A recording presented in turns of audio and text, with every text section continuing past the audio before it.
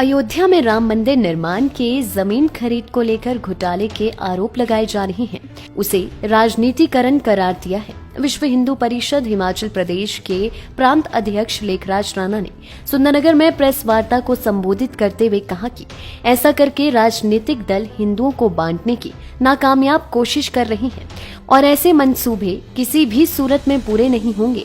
उन्होंने कहा कि ऐसे घटिया मानसिकता रखने वाले राजनीतिक दलों के लोग राम मंदिर निर्माण में आए दिन नई नई अड़चने पैदा कर रही हैं ताकि समय रहते राम मंदिर का निर्माण न हो सके। उन्होंने कहा कि जो लोग आरोप प्रत्यारोप लगा रहे हैं उनकी खुद की ही क्रेडिबिलिटी नहीं है। उन्होंने कहा कि ये लोग आरोप लगाकर खुद भाग जाते हैं और फिर जब मामला न्यायालय में जाता है तो वहां पर माफी मांगकर अपना पीछा छुड़ाते हैं। उन्होंने कहा कि राम मंदिर निर्माण को लेकर 2024 में कार्य पूरा होगा।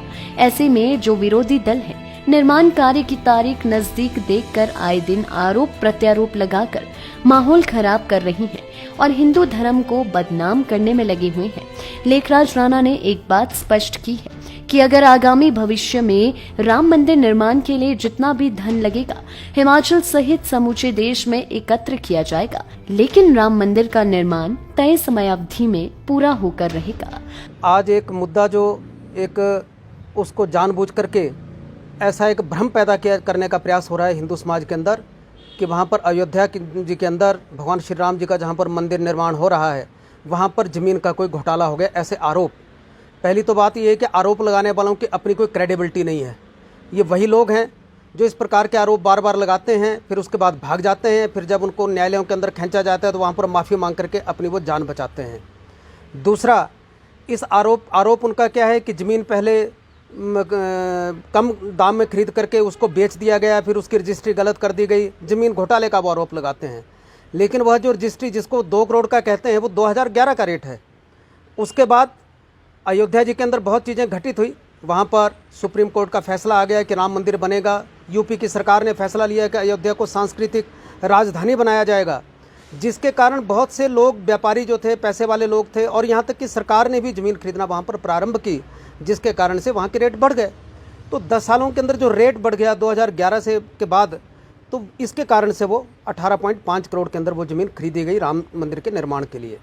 और ये बात सब सर्वविदित है। हम लोग हिमाचल के रहने वाले हैं। 4 लेन हमारे सामने बन रहा है।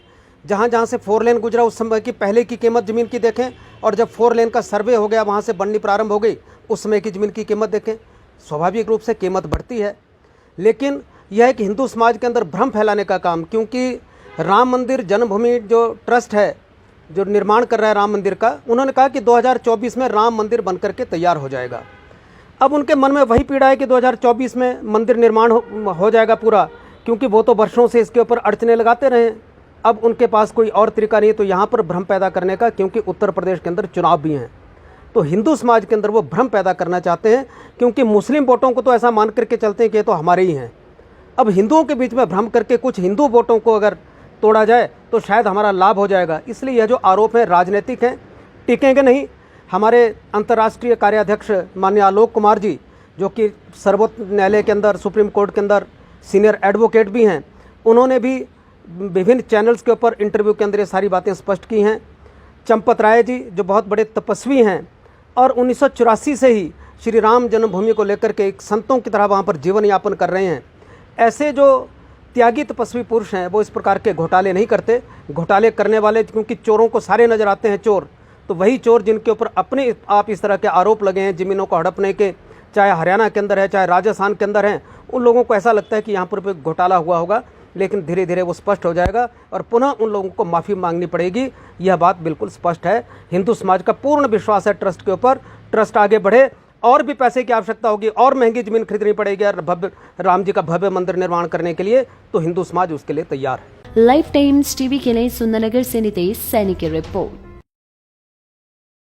एक सुबह जो आती है पेड़ों की ठंडी हवाओं से, ऊंचे पर्वतों के बीच से निकलती सूरज की पहली किरण से, दिन जो गुजरता है चलते चढ़ते छोटी छोटी पगडंडियों से, छल छल बहती नदी नालों की गगरी से, वो शाम जो ढलती है चाय की प्याली की चुस्की संग, वो रात जो आती है टिमटिमाते तारों के संग घने जंगलों के बीच बने एक खूबसूरत से आशियाने में मन को मोह लेने वाला ये आंचल, ऐसा वाव है मेरा हिमाचल।